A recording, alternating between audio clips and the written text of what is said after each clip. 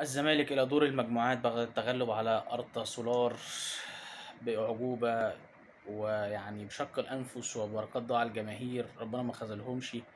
اللي بشكرهم جدا على كل واحد راح وتعب وصبر على الزمالك لحد آخر دقيقة. الزمالك بصراحة يا جماعة كان سيء، لعيبة الزمالك كلها سيئة، الجهاز الفني بيهبد، مفيش حد يعقل يا جماعة ينزل. انت بتلعب ماتش مصيري خسران بره ارضك 2-0، يعني ماتش في المتناول، ليه تغامر وتبدا تلعب من مدافع واحد حمزه المسلوسي وخسرتنا فتوح ان انت ملاعبه ورا؟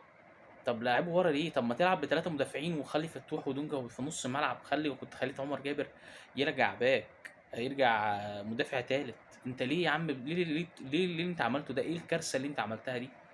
بصراحة من أسوأ الماتشات لخوان كارلوس أوسوريو، وبصراحة أنا مش فاهم ومش لاقي أي مبرر. ما 2-0، أنت يعني هدفين مش صعبين إن أنت تجيبهم فرقة زي دي. ليه يا عم الشبحنة دي؟ وليه الخطة الهجومية الكاسحة دي؟ وليه صعب الماتش علينا؟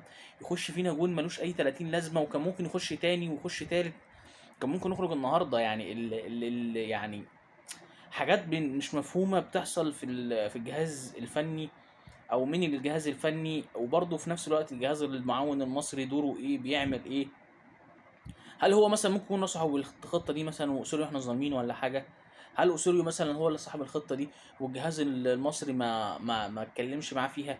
فاحنا نلوم الجهاز المصري. انا مش عارف اكلم مين يا جماعه لما اجي اكلم يعني الجهاز الفني الزمالك، اكلم مين؟ لان ما بقتش فاهم اي حاجه في اي حاجه يعني بصراحه. السكواد اللي معانا سكواد كويس، يعني مش كويس. سكواد يكسبك ماتش زي ده، ماتش سهل، مش ماتش صعب، مش ماتش معقد، مش ماتش فيه مفاجآت. بس في نفس الوقت انت ليه يا عم بتستبيح الملعب كده وتفضلهم الملعب؟ هو المدرب بتاعهم لو كان عنده جراءة شوية وكان لعب يعني باتنين مهاجمين، بس، واي كور بالونية عليهم، كان كسب الماتش ده بصراحة يعني. عندهم لعيبة كويسة على فكرة، مش فرقة يعني ضايعة. بس في نفس الوقت يعني ده سكواد الزمالك يعني فرقة في المتناول بالنسبة لسكواد الزمالك. طب ليه انا اصعب الماتش على نفسي؟ ليه انا احرق في دم الجماهير واحرق في دم الناس كل اللي بيتفرجوا والناس اللي راحت والناس اللي شجعت؟ حاجات غريبة برضو مش فاهمها في البتاع. بس عامة يعني انا اتمنى ان احنا نتعلم من اخطائنا. مش معنى ان احنا كسبنا ان احنا ننسى الكوارث اللي حصلت في الماتش النهاردة، وان احنا نركز في اللي جاي، ويكون ربنا يكرمنا ويوفقنا فيه عشان ما يحصلش نفس الفكرة والازمات اللي بتحصل، او الازمات اللي احنا بنحط نفسنا فيها بايدينا يعني للاسف. السلام عليكم ورحمة الله وبركاته.